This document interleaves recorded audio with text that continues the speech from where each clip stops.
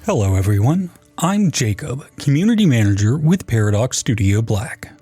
Back in February, we gave you a sneak peek at what we have in store for our major realm maintenance update. We saw how eager many of you were to learn more, so we wanted to take the time to expand on the update and show off more of the changes coming to Crusader Kings III soon. For this diary, we're joined by a special guest, Agami, or Agamide, the mystery modder behind part of this update. Agami is a UX designer with more than 2,000 hours modding CK3, and if you use any of the more popular mods in the Steam Workshop, you're already familiar with their work. They made the full-screen barbershop back when the base one wasn't full screen, and they also made the big battle view mod that you can see in Koifish's videos. Years ago, they had a dream. They wanted to finally put an actual functional ledger into the game, and 1 weekend later, they had it. Imperator was the game that hooked Agami on Paradox modding and UX design in general. They wouldn't be here without it, by their own words. So, a couple of years later, they started on the CK3 ledger, then got sidetracked for a few years. They spent that time making a mod for the visually impaired so they can play Crusader Kings III, gathered more ideas for the ledger, and learned a lot in the process. Then, last summer, we gave Agami a call. Our game director, Alexander Oltner, asked, "What would you do if we hired you?" Agami pulled up their ledger, which by then had lists of characters, artifacts, wars, provinces, and houses, and got hired on the spot. Or 6 months later, because Swedish bureaucracy is no joke. We said to Agami, "We'll give you a programmer. You have 2 months, do for us what took you 5 years, and anything else you can think of." The months flew by, and here we are. The ledger is only one part of this update, but it required mountains of code. So Agami wants us to shout out their partner in crime, Petter Hansen. This update wouldn't exist without his code, so please, everyone, say thank you, Petter. Now, let's begin, with one man's tragedies and statistics. The ledger is opened from the status bar in the bottom right of the screen, right next to the date. And yes, the shortcut shown on screen now is just one of many. The ledger has 9 pages in total. You switch it with bookmarks on the side, and the first page contains all ongoing wars in the world. Wait a few years after game start and you'll see 100 wars. Or we can sort them by losses. Yes, we're tracking war losses now. That's what the skulls are. You can open any war from the ledger, of course. You can open any of its items. So, let's take a closer look at war losses and return to the ledger in a moment. The War View interface now shows how many soldiers, or specific characters, are lost by each side over the course of a war. Going more in depth, the War View now shows battle losses first, including which side suffered the most. The Battle Score tooltip also lists how many soldiers fought and died in each battle, which makes it especially satisfying to spot stack wipes. Next, we show attrition losses. These are approximate, since things can become complicated when multiple wars overlap. And of course, in a game about characters, we also count any characters lost during the war. The game will try to save any notable characters who died in the conflict, such as rulers or their close family members, and display them in this tooltip. We also want to make sure to show these losses in the war results screen, so you won't miss them. With this feature, we can better feel the impact of wars, and for us, it has simply been fun to just see how many things are happening across the world. We look forward to seeing your highest tallies from your own games. We've also added a button to the ledger that allows you to favorite wars, so you can keep track of any conflicts you find particularly interesting. And that's not just limited to wars, as you can favorite any of the items in the ledger on every page. So if you find something valuable, like, for example, artifacts, you'll be surprised how many of them there are. Even without the Royal Court DLC, you'll have hundreds of available artifacts, and with that DLC enabled, potentially thousands. The ledger allows you to sort artifacts by rarity and filter them by type. So if you only want to see crowns, for example, that's easy to do. You can also view the artifacts that exist within your realm. Almost all pages now include filters, which can be opened by clicking the magnifying glass in the interface. The top 3 items in each sorting order are displayed in the podium area at the top of the page. This section can be collapsed by clicking to the right of the filters, giving you more space to scroll through the lists. We can also sort artifacts by the number of kills they have, although those tend to be a little rare. Claims are shown as well, including both claimants and house claims, and can be sorted by the total number. We have also added the age of an artifact here when that information exists. Some of them are truly ancient, as an example from an 1125 save demonstrates. You'll also find a few Easter eggs among the artifacts, but we won't spoil them here. Have fun discovering them on your own. All of this information is of course far more than any ruler could realistically know at the time. All of this information is already in the game, however. You could manually go through all the rulers and look at their artifacts individually. The ledger doesn't reveal any secrets, it only gives you better access to the information that's already there. Currently, Crusader Kings III is a very transparent game. This does, on the bright side, let us discover many interesting things that are happening around you. Discovery is a big function of the ledger, but another one is measuring contests. While we already have the character finder, the character ledger is intended more as a leaderboard, letting us compare ourselves to others around the world and climb the ranks. We can also filter characters by player, which makes the ledger a useful tool for a bit of friendly competition in multiplayer. We have split the characters page into 3 separate tabs, and the first tab shows all economic leaders. Here we can sort by either total gold or income. It is worth noting that income sorting is based on the total income before expenses, so there is a tooltip that provides more detail on their actual balance. You can check who has the biggest realm, the most buildings, highest average development, and most treasury. The next tab highlights military giants. Here we can sort by total soldiers or by men-at-arms alone. We also show the total number of knights, along with a tooltip that lists them individually and displays their knight effectiveness. This tab also lets us see who the most dreaded ruler is, as well as who is holding the most prisoners. And for our horse boys, we have included herd as a sorting category too, so they also get a chance to stand on the podium. The third tab is all about reputation. We can sort by fame and devotion, legitimacy, influence, merit, mandala radiance, and even dominance. It is worth noting that every page includes a drop-down with even more sorting options. Here, for example, we can sort by the underlying values themselves, and it is truly impressive to see just how much some characters manage to accumulate. There's plenty of interesting characters to discover through the ledger, and when you do, feel free to favorite them. It's a nice way to keep track of them without filling up your outliner. Speaking of which, let's do another quick detour. You can now pin holdings and titles to the outliner. If you want to quickly navigate around the map or check up on a title you plan to create, it can be pinned right there in your outliner. The outliner is hotkeyed to Q and pin buttons to Alt Q for easy access. Same for character pins. There are, in fact, quite a few new hotkeys. You can quickly toggle sections of the outliner and select armies in it with Alt plus number. Each army now has a button that lets us cycle through them with N. Our holdings have one as well. We have also added a halt button for armies bound to H, which lets us quickly stop the movement of any selected army instead of zooming in and trying to click exactly where the army is standing. All tabs in the game are now assigned to Control plus number hotkeys. Some features use Alt plus numbers instead, such as buildings and lifestyle focuses, and setting up activities can now be done more quickly as well. You can open your capital with Alt plus S, your domicile with Alt plus D, a war with Alt plus W, and an activity with Alt plus A.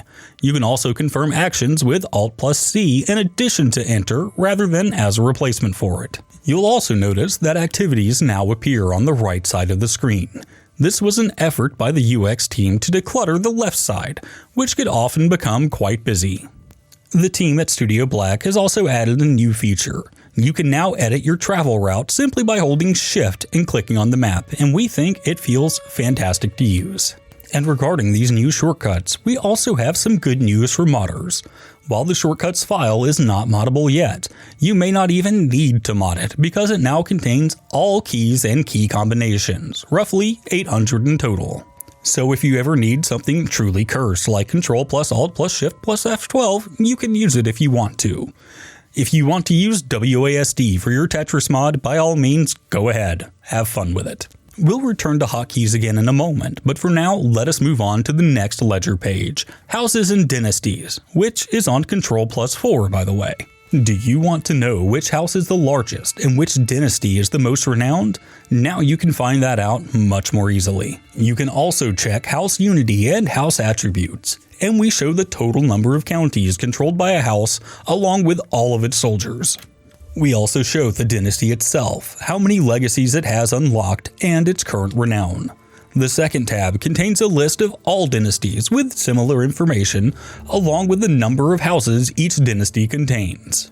As a small fun fact, members of our team have their own houses in the game, often with amusing mottos, so see if you can find them on your own. Now we're going to cover a page that Agami considers their personal favorite. The ledger includes all the holdings in the world, along with their buildings. And yes, we have made it so you can build right from inside the ledger. Agami was over the moon when we got this working. In a mod, it was only possible to show static icons, but now everything is fully interactable. If we want to build in our vassals' holdings, we can switch to our realm, sort by tax or empty slots, and just start clicking. If you're curious about whether your vassals are constructing anything, there's also a filter for ongoing buildings. And if you want to know the best place to raid, you can sort by available loot.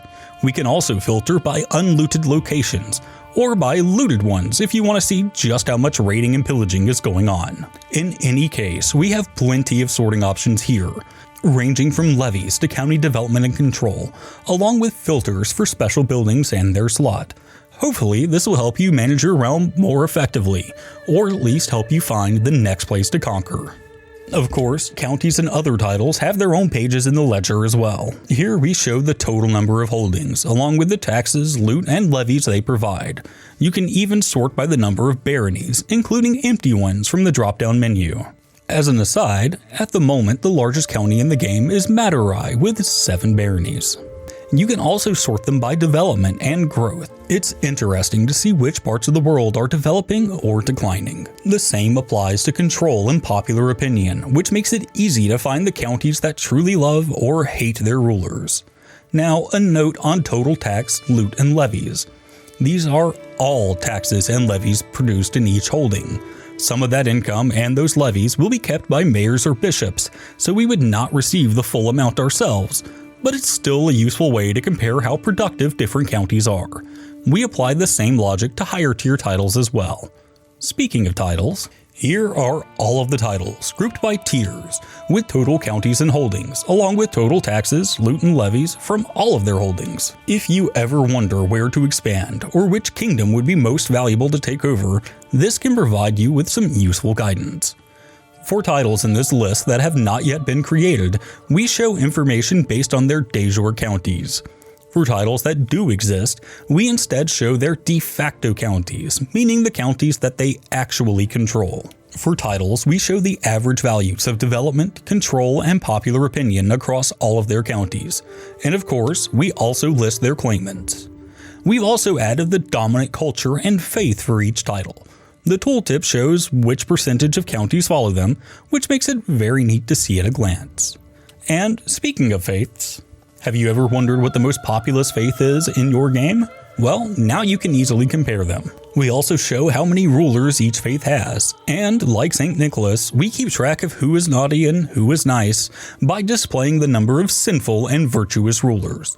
If a ruler has a sin, we count them as a sinner. If they have no sins and at least one virtue, they are considered virtuous, and we welcome them to the club. But do these numbers have any actual gameplay impact? No. They are an interesting way to see how pious the members of a faith truly are, though. Do they actually follow their ideals? And perhaps this might just inspire a playthrough where we try to make our faith the purest of them all. As a reminder, we can search for traits in the character finder if we want to track down sinners. Before we move on, it's worth mentioning the first 2 values on this page. We show the total number of counties that follow the faith, along with the change caused by recent conversions. This allows you to see how different faiths are growing or declining, and which ones might be on the brink of disappearing altogether. The page also shows whether a faith is currently involved in any holy wars and how many of its own holy sites it actively controls. In addition, we display its fervor and the total number of soldiers belonging to all rulers who follow that faith. There is also a similar tab for religions, which presents the combined totals for all of their respective faiths. Naturally, we can also compare cultures, and while you can probably guess which culture has the most people, the top 10 may still contain a few surprises for you. We also track county changes here, showing culture promotions over time. In the example shown on screen, the data comes from a save in 1125. In addition, we display the total number of characters and rulers belonging to each culture, along with the total development across all of their counties, which is relevant information for innovation progress. A progress bar also shows how many innovations each culture has independently discovered. We can also see how much acceptance other cultures have towards our own, which makes it easy to find out who actually likes us. Finally, if a culture has a creation date, we display it here as well, making it much simpler to keep track of those newly formed cultures. And that brings us to the end of the ledger. We hope you find it useful. But we're not quite done yet. The ledger is just one realm management tool, but Agami has a couple more in store for us. For larger realms, the list of subjects in the Your Realm view becomes a little unwieldy. Wouldn't it be nice to have a more compact overview? Now we have it. It shows soldiers of each character and groups them by type: powerful vassals, regular vassals, and tributaries.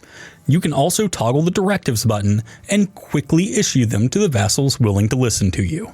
Directives are available for any ruler, not just administrative ones, so now we've made it easier to find who can take them through icons. The same compact list is now in the character window, which doesn't have a lot of space for subjects. This version is ungrouped, but we can sort and filter it as needed. The idea from this view actually came from another UX designer Agami worked with.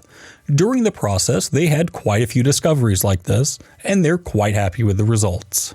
And you may have spotted a new icon in the character view. When a character has many traits, you can press the traits button to expand the list, just like you can with modifiers. The character portrait is also a lot less crowded with buttons now, since most of them only appear when you hover over the character portrait. We do keep the kill button visible so we can identify immediately whether a character has any kills to their name. And with that, we move on to Agami's second tool in this update, which is focused on knights and based on another popular mod. Have you ever lost your heir in a random battle because you forgot they were serving as a knight? Now you can prevent that. Simply uncheck a setting in knight permissions and your heir will never serve as a knight again. We can do the same for our counselors, so we never lose our best marshal in battle again. We can also set a minimum prowess requirement, ensuring that only the best of the best are allowed to serve as your knights. Of course, your permissions will be ignored by knights that you have forced to serve, or by your acclaimed knights. If you choose to ignore this window entirely, it will not affect your game in any way. Everything will continue to work exactly as before. This feature was first created as a mod by LRDS, and then the mod was updated by SERP and later by Lord DGP, and Agami also contributed to it along the way. Kudos to everyone who helped keep it alive, and to LRDS for the original idea. Now it is part of the game itself. We have also added more information explaining what determines who can serve as a knight in the first place. If we have a relevant cultural tradition, the interface will tell you if it has an effect here. And now, back to hotkeys. Like in classic RPGs, CK3 now has event hotkeys. Agami had already added something similar in a mod before, but this is a far more robust version. Event options now use shift plus their number, which helps prevent you from selecting them accidentally while changing the game speed. Of course, this works best for events that you're already familiar with. For events you don't know yet, you can press Alt plus the corresponding number to preview the tooltip of an option before selecting it. And then, press the same hotkey again to select it, or press Alt plus E to show all tooltips at once so you can easily compare your choices. This new system allows you to quickly navigate through events without needing to reach for your mouse. The suggestion to add previews actually came from one of our game designers, and we're quite happy that we managed to make this work with Agami. Hotkeys are also available across all event windows, including letter events, which allows you to quickly confirm actions when they appear. The numbers on event options are hidden by default, but you can enable them in settings. You can also hide the shortcuts from tooltips if you want a cleaner look. There is, however, Another feature for events that's been in high demand from our players. We can now display the names of characters appearing in events, along with their relationship to us, which makes it much easier to understand who everyone is at a glance. Here, we want to give a big shout out to another modder, Fun, for the original idea, and a smaller shout out to Starving as well for adding opinions. Very good design. To be clear, however, none of the mod's code is included in the game. Everything has been rewritten from scratch, and we have taken a slightly different approach to its implementation. For landed characters, nameplates are aligned with their coat of arms, while for unlanded characters they are centered, similar to how the mod presents them. Character tooltips, much like in the mod, appear directly on the nameplates themselves. This prevents them from covering the portraits if we want to select a character, which is another very good design decision. Nameplates are optional and are disabled by default. You can enable them from the settings menu, where we also have the option to display shortcut numbers directly on event options. The settings window itself has also received a small facelift. It's now taller, which means you need to scroll less, and its tabs are now accessible through number hotkeys. The pause menu has also been updated with hotkeys for its most common options. Pressing 1 saves the game, pressing 2 loads, 3 allows you to change characters, and 4 opens the settings. Similar improvements have been made in the main menu as well. On the bookmark screen, you can now use Ctrl, Alt, and number hotkeys to switch between dates, bookmarks, and rulers. Once you load into the game and decide to create a custom ruler, we have some good news for you there as well. Agami has made a big update to the ruler designer, building on ideas similar to their own mod but with several new additions. You can now zoom into the portrait using the mouse wheel and drag it around to inspect details more closely. We can also hide the left panel to gain more space, or hide the interface entirely if you want to take a clean screenshot. In addition, you can rotate the portrait to a few different angles as well as adjust the lighting, which makes it easier to see the shape of the face more clearly. The sliders now behave more like proper sliders. You can click anywhere along them and they will immediately jump to that value, and the exact value is displayed so you can see precisely how much it has changed. You'll also notice that you can now change ethnicity directly from this screen, rather than having to go through that separate menu every time you enter or exit portrait customization. Many of the buttons are also larger now, allowing their text to fit more comfortably. We've also brought the weight slider and sex toggle into this view, so you can quickly make those adjustments without navigating to a different menu. In addition, we're planning to improve the localization for several options. Instead of generic labels such as Skin Complexion 4, you'll see clearer descriptions such as pale or moles. And for our German players, we have fixed a bug where the trait text could cause the interface to resize too much. We've got you covered. Agami also made a small update to the struggle window so that it opens faster and uses the full height of the screen instead of leaving an empty gap at the bottom. Along the way, Agami also helped our team fix a few bugs and reported several others, as well as creating a couple of their own. Petter added 2 small gifts for modders, int to string and pdx GUI widget.getName. We're sure modders will quickly discover what they're useful for. The barbershop has also been improved so it no longer asks whether you want to discard changes every time you exit. It will now only ask if you've actually changed something. Finally, the last change Agami made was renaming Current Situation to simply Tips. We now have another system called Situations in the game, so the previous one had become a bit confusing. We also wanted something shorter, which is why it's now simply called Tips. Agami also added a button that allows you to mark all of its messages as read. And with that, Agami's section of the Dev Diary is now complete. We hope you enjoy everything Agami's worked on: the ledger, all the shortcuts, event improvements, war losses, and the updated ruler designer. Again, kudos to Petter and Agami for making so much of these systems work. It was a fun time, and we found much better designers than if any of us had worked by ourselves. There were a few more ledger pages Agami wanted to add, but this is what we had time for with this realm maintenance update. Agami can always return for another one if you ask us loud enough. Now, this is where we would be presenting the rest of the Dev Diary, where we show all the cool in-house stuff we've been working on. Unfortunately, Agami here wrote too damn much, so we've run out of time. Jokes aside, we decided that we wanted to dedicate this dev diary fully to Agami, so that he gets the space to get feedback on the work he's done, and we believe he's done fantastic work. We're still hard at work on the realm maintenance update itself here at Paradox Studio Black. In addition to what we've already shown, we're also preparing for the open beta mentioned in one of our previous dev diaries, with more than 1,500 individual bug fixes, tweaks, and changes made to the game as of this dev diary. These changes range from smaller tweaks to reworks of entire systems, many of which have had balance implications that required extensive testing. We hope to show off more of them in our next dev diary. But before we finally end this one, we want to share one more little pet project that our team has been working on together with our tech lead. We've seen an increasing number of requests from people asking to be able to switch to specific court designs in-game. So we've added this small little feature for all of you to enjoy. In addition to this, we also added in one extra court design that was previously inaccessible. For those of you who followed our All Under Heaven dev diaries, you might have noticed we showed off an earlier version of the Chinese royal court that we ended up scrapping. Well, we're happy to announce that the work of our talented 3D artists will not go to waste, as you'll be able to pick this as your courtroom if you so wish.